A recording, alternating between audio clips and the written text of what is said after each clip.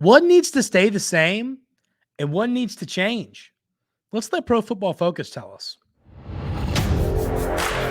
You are Locked On Aggies, your daily podcast on the Texas A&M Aggies. Part of the Locked On Podcast Network, your team every day.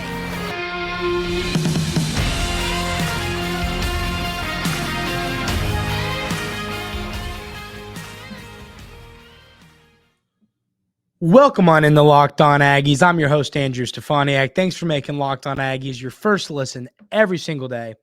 Today's episode is brought to you by Bird Dogs. Go to birddogs.com/LockedOnCollege, and when you enter promo code LockedOnCollege, they'll throw in a free custom Bird Dogs Yeti-style tumbler with every order. Pro Football Focus, or PFF for short, is a company publication that I really respect what they do over there. The numbers that they put together, these grades, the analytics and statistics and number. I love statistics and analytics. I think they're what makes sports fun for me in essence. And PFF does it better than anybody else.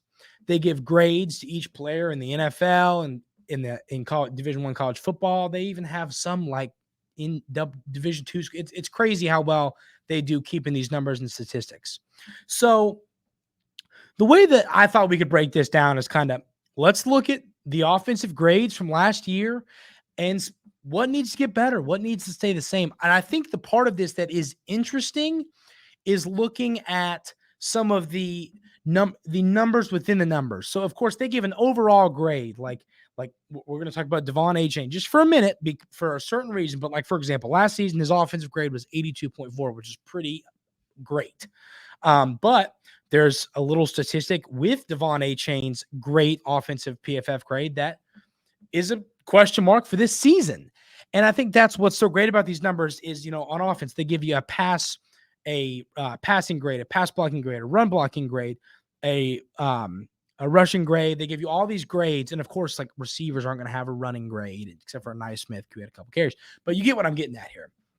So to really break down and get into this, the first thing that I kind of found interesting on this list was the number one ranked player when it comes to PFF grade for the Aggies from last season was Devon Achane, which shouldn't come as a surprise to anyone. Of course, the current Miami Dolphin. His rush grade, like I said, was his offense grade, was 82.4. This is the number that stood out to me. And like I said, it's one of those numbers within numbers. His pass block grade was 27.7, which, for lack of a better word, is putrid. I mean, it's just horrendous. That's a really bad number. Now, of course, Achane's a little guy. That's not what he's out there to do, So, this is a number, but then you look and you go, okay, Achane was the guy last season. He had 613 total, snaps. So how do we replace that? We know the guys that are going to be getting the carries. We know the guys that are going to be running the ball, whether it's Le'Veon Moss, whether it's Ruben Owens, or Amari Daniels. We know who's going to be running the rock. The question is going to be like, how can these guys do the little intangible things that people need to do? So a number that stood out to me, then this is what we're going to do. We're just going to run through these numbers. The first number that stood out to me was Le'Veon Moss's pass block grade, 75.9, which is outstanding. It's a great number. And that makes you feel better because I've talked about this running back room. I've talked about who I think is going to get the carries. I think Ruben Owens is going to kind of take over, but all these guys are going to be involved with Petrino's style of offense. So knowing that to me is exciting. And I don't know, what Moss's role is going to be totally. I've said my opinion, but of course, that's my opinion. We'll see what happens on the field. But knowing that he's a guy that can protect Wegman in pass protection if something happens, you got a linebacker, you got an edge rusher gets run. He's there to help a blitzing corner. He can help pick up, and he's good at it. And those are the numbers that when you look at PFF, they kind of jump out at you and you go, okay, that's great. That can help this team this season. And some of these other numbers that were exciting was Musa Muhammad's overall number was 76. Overall PFF grade was 76.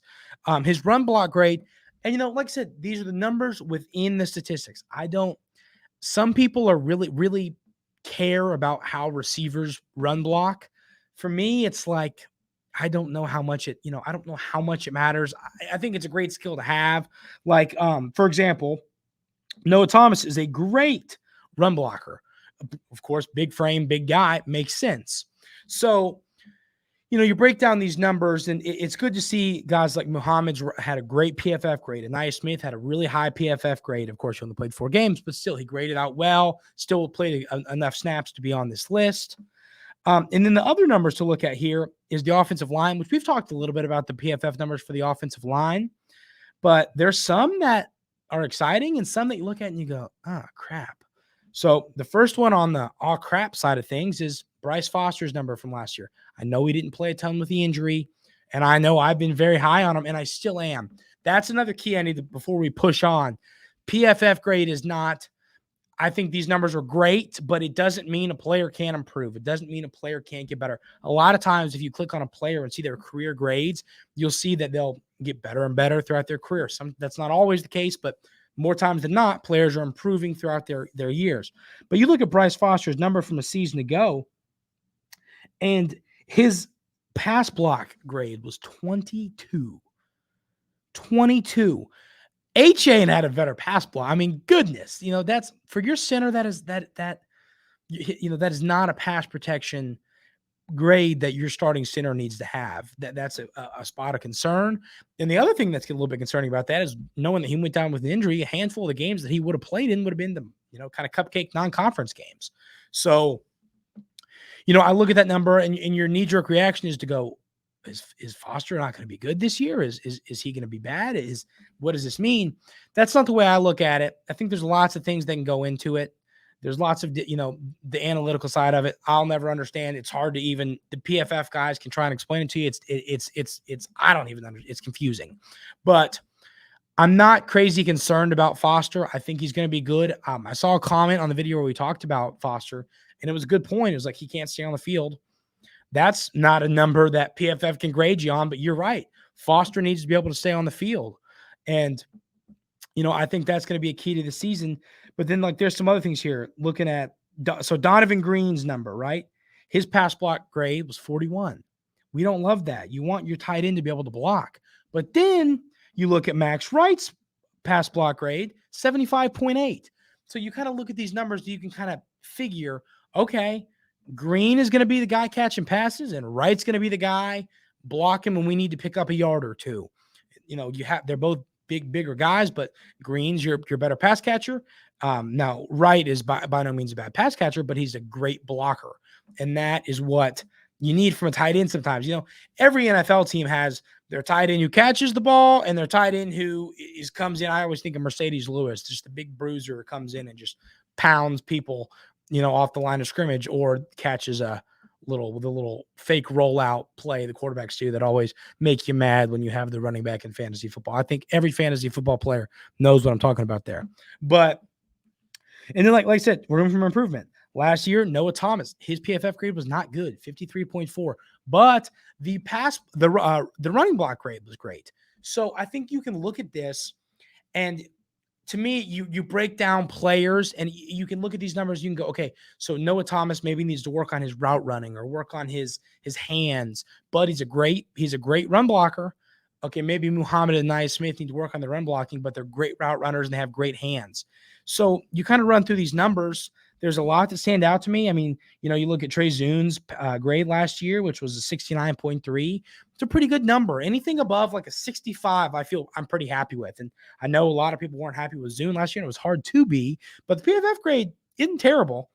And then, of course, Wegman's grade last year was a 63.6. He was pretty balanced across the board. For his grade, he had a good run grade, a good pass grade. So there's room for improvement for him that I think we're going to see this year.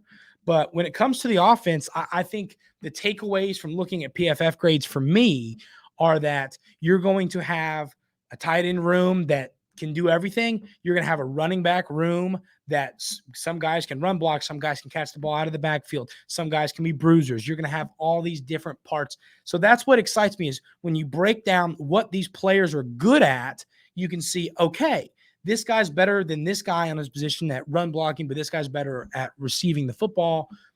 That's the positive. This team is full of guys who can kind of do everything you need them to do.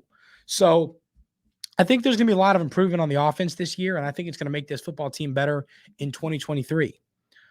So what does the defensive side of things look like on PFF? We're going to talk about it, but first, I want to tell you about our friends over at Bird Dogs. Bird Dogs are the most comfortable pants that I have ever worn in the history of my existence. They make you look good. They feel good. They have that liner that feels great. I love the liner. I was out fishing on a kayak today, was wearing my Bird Dogs, comfortable, didn't get hot, didn't get, just they're great pants. They're comfortable pants, and to me, when I first got my Bird Dogs, I wasn't a believer. I was a shorts guy. No, these shorts are different. I promise you, they're versatile, they're comfortable, they're stylish, they look good, they do everything you need them to do. If you go to birddogs.com/lockedoncollege and enter promo code lockedoncollege, they're going to throw in a free Yeti style tumbler with every order. That's birddogs.com/lockedoncollege for a free Yeti style tumbler. You won't want to take these Bird Dog shorts off. I am telling you, you're not going to want to take them off. So the defensive side of things here is interesting as well, and kind of for different reasons. I think my takeaway from breaking down the defensive side of the ball on these PFF numbers was the fact that the Aggies lost a lot of secondary talent, and sometimes that's hard to. Well, not sometimes. It's hard to replace guys who are now in the pros. It's hard to replace great players that have been there in the SEC, have won football games, have played against the best, have played against some of the elite receivers that come out of the SEC. Losing those guys hurts. But the Aggies replenished those guys with some transfers, with some young guys. The defense is going to be okay. The secondary is going to be okay. I feel pretty confident in saying that. But looking at these numbers, what kind of stood out to me? So the first thing here for me is Walter Nolan. Walter Nolan, and this is something that I've always kind of thought this, but I could see how people might disagree. I thought Nolan was good last year, but I thought he could have done more. You know what I mean? And I know, let's see, how many snaps did Nolan play? He played 289 snaps last year. So, I mean, that's a hefty amount of snaps. But, I just thought as the talented five-star recruit he was, I thought he would do a little bit more on the field. But the numbers thought while he was out there, he was good. So I think that Nolan's going to be a guy I'm really high on this season. I think he's going to take a big step forward. You look at the grade, you'll see what he needs to work on. The overall grade was, of course, 68.7, with the run defense grade being 60. He had a great tackle grade, so if he wraps you up, he's not going to let go of you. But the thing that was a little bit concerning to me was the run defense grade. That's a big part. We know that was a struggle for the Aggies as a whole a little bit last year, stopping the run. But, Nolan, he's a big, strong defensive lineman. You got to be able to clog those holes, do the dirty work. It's not all sacks. It's not all pressures. It's not all getting in the quarterback's face. You have to be able to clean up the run game. That you're the first line of defense, of course, as the defensive line. You're the first people you have got to make these plays. So that'd be the one thing that Nolan really needs to improve on this season. And I think that's going to happen. Another concern for me was, now this is the first big concern. Like I said, Nolan, I was a little bit surprised, to be honest with you, when I saw his number. I thought I was going to be more in the 63 range. It was higher than I had anticipated. So that was good to see that PFF liked him when he's on the field. Now, a room for concern here was Shemar Stewart. His grade was 46.3 in 416 snaps. His tackle grade was 28.4. I mean, wrap it up. Goodness gracious. You gotta, let's see some sound tackling. I get it. All kidding aside, I'm sitting here talking on a podcast. This is guys, all kidding aside here. You see what I'm getting at. But, Stewart, that's a concern to me. I think it's something, I don't think tackling to me, I didn't play as much football. I played, 3 or 4, I played 3 years in high school. So I played a little left tackle as a big guy, but, tackling for me, when I would play the defensive side of the ball, it wasn't hard to learn the technique behind it. It was kind of like the ability to just getting it done. So for Stewart, so if I'm going to sit here and tell you what I think Stewart needs to get better on this season to be a better tackler, I don't think it's really technique. I think, and part of me, there's technique to it, but I think a guy who's been playing football his whole life, who's currently on an SEC roster as a talented player, I don't think technique's the issue. I think it's just a matter of wrapping up and getting it done. You could say it's mental, you could say it's technique, but it's a concern, and it's something that he needs to clean up this season. He's going to be an important player for the Aggies this season. He's got to get stuff done on tackles. You can't let running backs go. You can't let quarterbacks go. When you get a big paw on them, you can't let them break free. So that would be the one concern there. And then some of these other, McKinnley Jackson had a great PFF grade as well, 70.1 with this is funny. This is the funny part of PFF is they'll grade you. So McKinnley Jackson had one coverage snap, and his coverage grade was 59.5. So I'd be curious to know, what happened on that play? What happened? Not only that he was in coverage, but that he got a 59. Did the guy, complete the play for 8-yard gain, where it was okay, it could have been worse. But I find that's one of the funny things from PFF for me is that they give him a grade for literally one coverage snap, one coverage play. But the numbers are great. 70.1 overall defensive grade, 71.8 rush defense grade, 68.9 pass rush grade. The number, once again, that has to get a little bit better is the tackle grade.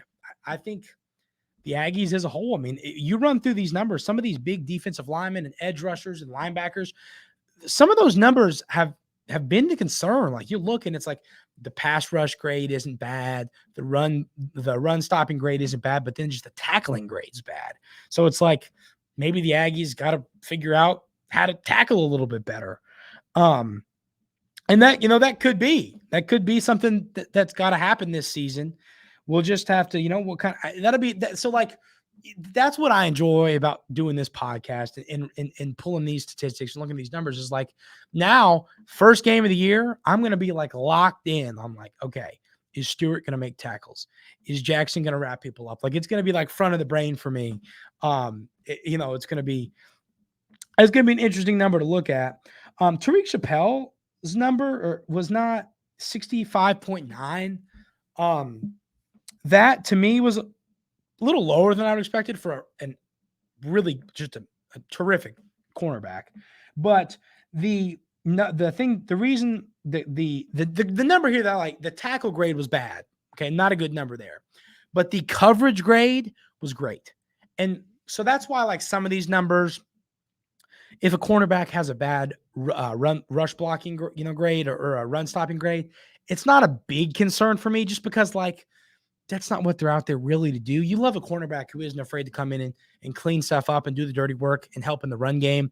But at the end of the day, if Chappell had a great coverage grade, that's what makes me feel good. That's what makes me know he's going to be a good cornerback in the best league in college football. So, those are the numbers, but it's you can look at these things and say, okay, I hope in the offseason Jackson's working on this and Walter Nolan's working on this and Chappell's working on this. It's you can kind of nitpick the things that they're going to have to get better on for the Aggies to succeed this season. And for those guys, like I said, a lot of it's been tackling. You run through, these returning guys who are going to play roles. I have them all circled on this sheet here. And it's a lot of the concern here was their tackle grades. So it's there's a lot of red tackle grades. There's only a couple eight. Not a lot of high numbers on these tackle grades. So I do think that's going to be something that needs to get better for Texas A&M this year. But once again, looking at the defense, I think it's exciting to see that a lot of these guys, more so on the defense actually than the offense, a lot of these the highest ranked players on the defense are going to be back and role players this season. You got a couple of the last year's secondary players that are gone, but then you replace those with guys like Tony Grime and guys like Sam McCall, who had great PFF grades at their previous ACC schools. So I think kind of to sum up this before we kind of get into overall notes and what it means is I think there's positives to take away. What are some of those positives? Yeah, to me, looking at these numbers, the PFF stuff, a lot of people throw it out the window. A lot of people I respect in the media, I respect writers about college football. It's kind of 50-50 who likes PFF, who thinks it's kind of a useless statistic. I really like it. I use it a lot in these numbers. I think it's a good grade of players, and like it, the breakdown is what I care about. The breakdown of seeing, okay, this guy needs to work on his tackling, but he's a great pass rusher. This receiver needs to work on his route running, but he is outstanding in the run blocking game. Looking at that, like I wouldn't really have picked up on the fact, like I didn't know Donovan Green wasn't a great run blocker until I saw these numbers. And so I think that's the thing that you can kind of take away from this, is that the Aggies are going to have a lot of guys on this roster that are role players for this team that have different skill sets. Like I said, Noah Thomas is a guy who I think is going to break out this year. I think he's going to have a good year. PFF grades don't really love what he did last year, but he's a guy, if you're trying to run a play and you need him to come in and just body a cornerback, to set up a screen player, to set up something, he can come do it. So you have different players that have different skill sets, and PFF can really show you that. And, I think the real thing that is interesting about all this is that the different stuff that like players are working on. And it's like, what I'm curious of is like, is Jimbo and Coach Petrino and company, like, are they in the office right now and they're saying, okay, Walter Nolan got to work on his tackling, and Noah Thomas needs to work on his route running. It's like, I wonder if they use statistics like this. I wonder if they kind of have their own system for it. But I do think PFF grades are interesting, and it's going to be something I use a lot here on the show, because what they do that I like is break down from a game-to-game basis who did well, who didn't do well. And I think the thing that about that is going to be great for the show, and you all are hopefully learn to like that I'm going to be doing, is the fact that, like, break down a game and we'll say, man, Ainias Smith played really bad, right? Ainias Smith had a rough game. Wegman had a bad game. And then you look at PFF grades and it's like, yeah, he did. He graded out of the 42 overall in this game. You see Bryce Foster blow a couple defensive linemen blow by him on pass plays, or he gets buried on a run play, and you go, it happens 2 or 3 times. You look at the numbers, you're like, yeah, Bryce Foster was bad. And that'll be fun. Like after each game, on one segment during the shows the next day, we'll kind of break that down. We'll take a look and we'll say, what went wrong, what went right. And the thing I like about it too, I have this with like snap count turned on. So it's like the people that played a handful last year, they do it. They also grade, like I said, how the Jackson's one coverage snap, like they give grades for small things. So like if a true freshman comes in, or a quarterback like McCall, Sam McCall is a guy who might play a little bit. Of course, the transfer from Florida State. I've seen some writers around the Aggies think he might play a handful. Some think he might not play a lot. But let's say Sam McCall, the Aggies are blowing out Abilene Christian. Okay, let's just throw that out there. The Aggies are blowing out Abilene Christian, and Sam McCall comes in and gets 25 snaps. And then we'll be able to look at those numbers, look at those PFF grades, and kind of break down and say, okay, the numbers, Sam McCall was terrific. His PFF grade for that game was 83.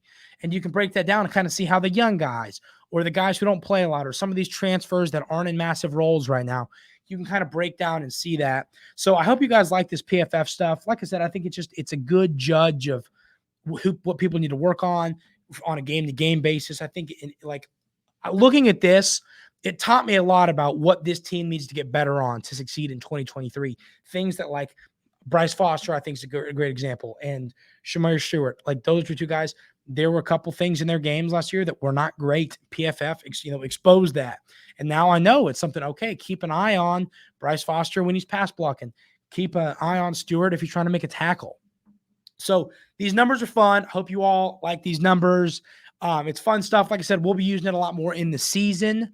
But that's going to do it for today's episode of Locked On Aggies. As always, I really appreciate you all just stopping on by. And I hope you have a great rest of your day, and we'll see you tomorrow.